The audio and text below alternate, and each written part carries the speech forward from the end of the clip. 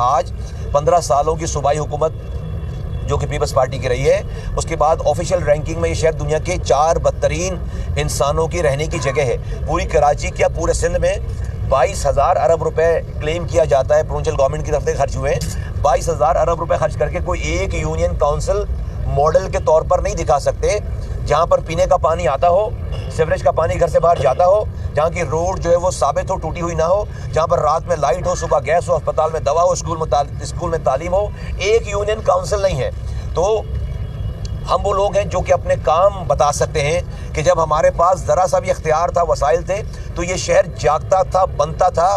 Under passes का, flyover का, road infrastructure का, पार्कों का, पानी की लाइनों का, सीवरेज की लाइनों का जाल बिछाया, जाल।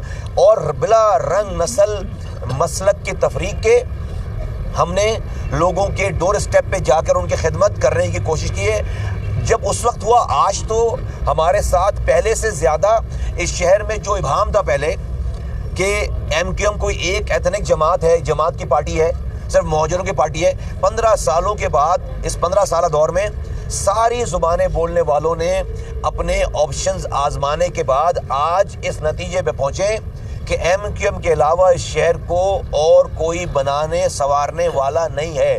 लिहाजा सारी ज़ुबानें बोलने वाले आज अल्हम्दुलिल्लाह हमारे झंडे के नीचे आ चुके हैं और बड़ी तेज़ी से जो बच गए वो आ रहे हैं, क्योंकि सारी दूसरी पार्टियां जहां पर वो थे वो सब फेल हो गए। हमने सबको गले लगाया है, हमने पहले भी खिदमत की है।